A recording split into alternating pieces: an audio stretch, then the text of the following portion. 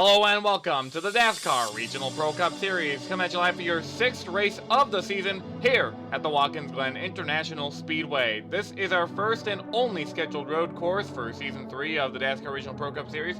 So this is going to be a different challenge for these drivers who are used to racing mostly on short ovals. Last year we only had one road course as well. We had that one at the Green Valley 540. But we do have a lot of drivers in this field with some road racing experience, so this will be their time to shine and maybe pick off a win, as now points mean more than ever, as we are in the second half of our 10-race schedule. Championship points are going to mean a lot. Let's take a look at your starting order as they come to the line. Joseph Curtis on point, John Gambit to his outside. A lot of experience up here with drivers who have run either in the DASCAR Phillips Cup Series or other. A lot of drivers here that are road race ringers. Watch out for drivers like Daniel Bouchard and Tord Larson. Coming to the end of the field, we have drivers like Jerry Let's-Pull. William Duncan's won here once before. Toledo brothers round out the field. They've not been too great at qualifying this year. Coming to the line, car number 47, Joseph Curtis is going to lead them. And green flag is in hand. We are racing. Great start by the 47. Colin Bartell trying to work his way to the inside line. Going through this tight corner. A lot of problems can happen in that corner. Only a 13-lap event, but these laps are a little bit longer, so this might be the longest race for these drivers this season. Joseph Curtis able to get the drop on the rest of the field through the S's. Colin Bartell trying to close up that distance. Colin Bartell's had a great season so far. 2 victories to his name, both at the dirt tracks. So he's in a little bit of a different territory, but he does have some road course victories under his belt. Curtis starting to pull away, brother of DJ Curtis, who was a he was a DASCAR Light Series driver in season number 1. Alex Tanker is your points leader going to this event. He's had a great year winning at Daytona and being consistent all year round. Alex Tanker has a bit of road racing experience. He's one of the more experienced drivers in the field. So he's a driver to watch out for, but right now mired near the back of the pack. Contact made between a couple drivers. Oh! LJ Toledo impacts that wall hard, collects Michael Canto, and he's going to drop behind. But Alex Tanker needs to start making some moves in this race if he wants to work his way up to the front, like Mitch Bretz is doing in the 32 machine. Now, Mitch Bretz, new to the DASCAR Regional Pro Cup Series, but not new to DASCAR competition. Former driver in the Phillips Cup Series, wasn't able to secure a ride this season. He's working a season down here, trying to build up more experience and maybe be competitive next season. But Mitch Bretz is trying to do anything he can to win this championship, get that locked-in spot for the Phillips Cup Series, so you don't have to worry about silly season finagling. He'll have that position locked up. Great run at Irwindale Speedway. Wasn't a win for him, but he came pretty darn close. He gets by Colin Bartell, who's sinking like a rock through the field, as John Gambit, now Cynthia Bright, trying to get by him. 32 of Mitch Bretz is going to have to try and make some moves on Joseph Curtis, though. Remember, this is not an especially long event. Nicholas Ave from the Philippines, he's going to try and make a move, and Adam Lewis is going to try and turn him on the front straightaway. I don't think Nicholas Ave appreciated that maneuver. Some dicey racing. He's going to lose a couple spots to Rena Hirose and Daniel Bouchard. A great international presence in this race. As whoa, Zach Winkle is going to run that 117 car wide into the paved area. He's lucky we didn't have a gravel trap over there. Oh, car in the wall. There's a car in the wall over there. I'm not sure who that was. We'll have to take a look. Oh, it looks like it was Cody Hagan. Let's see what happened. He and Ben Stevens are side by side there. Okay, this is actually the aftermath, but it looks like he got into the wall somehow. As Cody Hagan just ended up with Mitch Hughes. Watch out, Jeff Toledo almost gets sent sideways. A lot of jostling in the back of the pack. A lot of very precarious driving in these early stages. That's going to hurt Cody Hagan, though, who was in the championship hunt. John Gambit, car number 13, has moved up to the 3rd place position. Great qualifying run. He's actually been very good at qualifying this year. This car's been fast in time trial, but just hasn't been able to get it done in race trim. Last year, he actually DNQ'd one of the races, so I think he really focused his off-season into learning how to qualify better. We haven't had to deal with a field larger than 30 cars this year.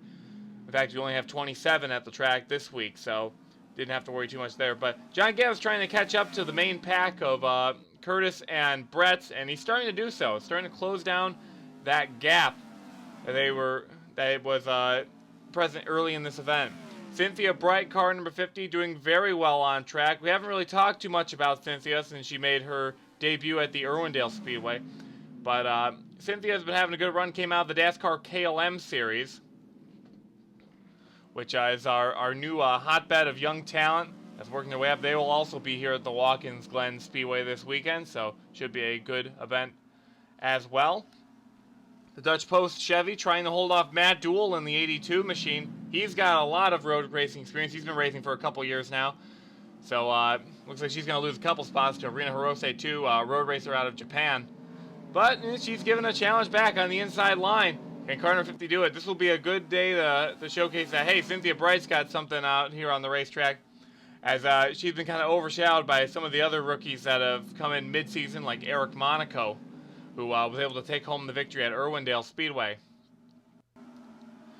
Near the back of the pack, we see William Duncan in the 66 ASDA machine. Now, a lot of high hopes were put on William Duncan going into this race. He's actually won here before in the Utica Home Track Series. This is where he got his first career win and what basically set the score for his championship. But he is complaining over the radio, this car is not dialed in. It's a pain to handle. He doesn't have much speed. In fact, a couple surprises near the back here. Tord Larson in the 85. I was a little surprised to see him this far back, running in the DASCAR Martini Endurance Series. He has a bit of road racing experience himself. Driver out of Norway. A couple other drivers near the back here that I was surprised was Darren Blake out of Jamaica. Has some rallycross experience under his belt. As Ben Stevens is going to slow up this pack of cars a bit, cause a little bit of a maneuver, a jerk by some of the cars there. Jerry Lespool got a little high up on the racetrack. He's second in points. He's not having a good day. This could be a good day for those drivers that are running about midway in the points, maybe just outside the top 10, to really strike. As here comes Mitch Bretz. He's trying to get past the 47 of Joseph Curtis. Curtis has led every lap so far. This has been Brett's best chance of getting up to him. He's going to get to the back bumper of Joseph Curtis. Can he hang on to him? He's dogging him through the bus stop. Joseph Curtis gets a good exit, though. Brett's still in consideration. He's got a couple of passing zones that he can try and make work to steal that race lead away. Can he get him on this long straightaway? DASCAR Phillips Cup Series is going to be running the boot. This series running the shortened version of the course since these guys are a little bit more inexperienced. Coming through the final corner there, Mitch Brett's not going to get it done.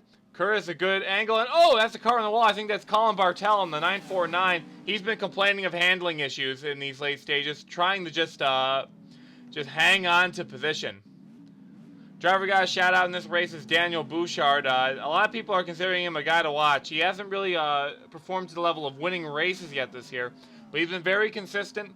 He's in underfunded equipment, and he's been trying to make a name for himself. He's been really getting his name around, and this young Canadian driver is really showcasing himself here today. Up in the top 10, he's doing well in the point standings. He may be someone that could compete if he can just get a couple of more high-profile runs. A top 5 would mean a lot to this team. But Bouchard trying to work his way up through the ranks, trying to make his way up to the Phillips Cup Series like most of these drivers in this series, as they try to become the very best that they can be. He's going to try and give a challenge to Colin Bartell, who's just trying to hang on the 949. He's got some damage to that car, but he's also been struggling with it all race long. But Bouchard trying to sneak his way past. Cars working their way through the late stages of this course, coming to the line. As the 949, you can just see the side of that thing caved in. Nicolas Ave, despite his issues early on, he's going to stay with this main group, and I think he's ahead of Adam Lewis. We head back in the pack to take a look at Eric Powers in the Triple 16 driver out of Peru, but we're also going to use this time to tell you a little bit about the DASCAR Phillips Cup Series. Yes, we mentioned that they will be racing this weekend here at the Watkins Glen International Speedway. They're running the full circuit with the extra section there, the boot. So that should be a fun race. A lot of top drivers, a lot of really challenging competitors in that race. It should be a lot of fun. Be sure to also check out the DASCAR KLM series, series run on the DASCAR CA channel. They are also at this track as well. So make sure you watch the DASCAR Phillips Cup Series on the Tasman Dutch channel, the DASCAR KLM series on the DASCAR CA channel, and watch this on the Utica Home Track Series channel. So Promotions out of the way. Joseph Curtis has gotten the 32 car out of his way. He's built up a bit of a gap on the 32. In fact, Mitch Bretz has fallen to the clutches of John Gambit. The issue that Bretz has is that he has to use up a lot more of his energy to try and catch up to the 47. And that car is just not going to be able to last that many laps. He's going to have to try and dial it back, stay in second place, and then go for a late push. Oh, we got an issue. Oh, that's Alex Tanker. Car number 08 involved in an incident in the S's. And that's going to be the points leader out of this race. So is Brandon Jefferson. Darren Blake's going to limp away. Here's another angle of that heavy contact to the wall for the Icelandic driver of Alex Tanker. And we've not seen any retirements yet in this race. We're going to have 2 already. That's going to chalk up to be a 25th place for Alex Tanker. So now this is going to make the mouths of everyone that's behind him in points water. And now it's going to be a mad dash to gain positions. Every point counts, and Tanker was starting to get a little bit of an advantage on the rest of the field. A lot of drivers are, in a way, happy to see that. We are getting a report that Alex Tanker is all right, however. So just to let you know, same for Brandon Jefferson. Joseph Curtis still leading this one. He's been unstoppable today, and I think the big thing is that he's had no traffic to deal with. We're not going to lap any cars in this race unless Darren Blake is so off the pace that he's near black flag potential. So I think the only way is if Mitch Bretz can really focus his energy and get that car around him in the late stages of this race, because Joseph Curtis has been pretty good. Makes a near mistake there. The 32 machine trying to catch up. Can he make that gap? No, not quite yet. Bretz is going to have to be creative with his braking zones, because Joseph Curtis can just run the regular line. He doesn't have to do anything cocky, doesn't have to do anything crazy. But Mitch Bretz has to do all the legwork back there in the 32 to try and get by him. And John Gambit's just going to sit back there and hope that these two take each other out in the late stages and maybe pass both of them. Be a little bit rare, but it's happened before. Matt Dool's starting to fall behind. He's quite a few car lengths back. It's basically a 3-car race at this point. As you can just see that they ignore track limits on that bus stop. They really run it close to the wall down there. I'm surprised we haven't had more issues in the bus stop. Other series have had some issues dealing with that section of the racetrack. Curtis starting to pull ahead. He knows that this is crunch time. This could be a good opportunity for Curtis to get his first win. He had the pole in this race. Second pole of the season for Joseph Curtis. So like John Gambit, excellent qualifier in the 47 machine. Come to the line. The gap is getting bigger for the 47. Near the back of the pack, Cody Hagan's trying to battle with LJ Toledo, and LJ Toledo's not going to have any of that. Turns him into the wall, and Cody Hagan finds himself out of the race. Out of the race. County waste on that car made me say the wrong thing. We take a look a little further and ignore that little foible that I did to take a look at Rena Hirose, car number 76, the Rockstar Energy Supro, having a great event today. This track's a little bit more in her wheelhouse, a little bit more of a road racer. Rena having a good showing on the racetrack. Trained a bit with William Duncan. They had a test session here. William Duncan, more familiar with this track, able to impart a lot of knowledge. And Rena Hirose has taken that and has driven it up into the top 5. This is something that Rena's needed because she's not been having the best season. It's been mostly mid-tier, mid-pack runs, and she's not really up there in the championship hunt. This could be a good day for her. She tries to get it done. White flag is in the air. Joseph Curtis has one more lap to go to hold off Mitch Bretz, but it's a close battle. Mitch Bretz to the back bumper, try to give him the bump and run. Curtis is going to hang on. Will Curtis be able to hang on for this lap? Mitch Bretz is going to dog him right near the back bumper through the S's. Curtis is trying everything. He's running a little bit wider in each section. I wonder if that's a strategy or if that's intimidation. Bretz is right on the back bumper. Can he make the pass happen? Not going to go for it. It's a little bit risky of a maneuver if he were to try it. He's trying to get through the bus stop a little quicker. Find a spot to get by. No, he loses a lot of momentum out of the bus stop. Joseph Curtis went through that perfectly. Bretz has got to make something happen quick. Only 2 more corners. Can Bretz catch up? Will Gambit be able to capitalize on a mistake by the two of them? They're one corner down. Final corner. Joseph Curtis trying to hang on to it. Mitch Bretz not close enough. He overdrives that corner. Coming to the line. Joseph Curtis in the Monroe machine is going to win here at Watkins Glen. And he's going to get the pole. He's going to lead every lap. He's going to see the checkered flag. And despite that domination, Joseph Curtis really earned this one. Mitch Bretz did not go easy on the 47 machine. And he was able to beat that experienced veteran in the 32. Congratulations to Joseph Curtis. Great run for him. 32 of Mitch Bretz had a good run as well. John Gambit in third. Let's take a look at these race results. Curtis stealing all the bonus points for this round. Matt Dool finished in 4th place, followed by Rena Hirose in 5th. Cynthia Bright, great performance for her. Colin Bartell able to hang on to that 7th place spot. Keep Daniel Beauchard at bay. He finished in 8th. Nicholas Ave in 9th, followed by Adam Lewis rounding out the top 10. Scott Rouse just missed it. Short tracker in the 02. Eric Monaco, the Irwindale runner, in 12th, followed by D'Artagnan Jr.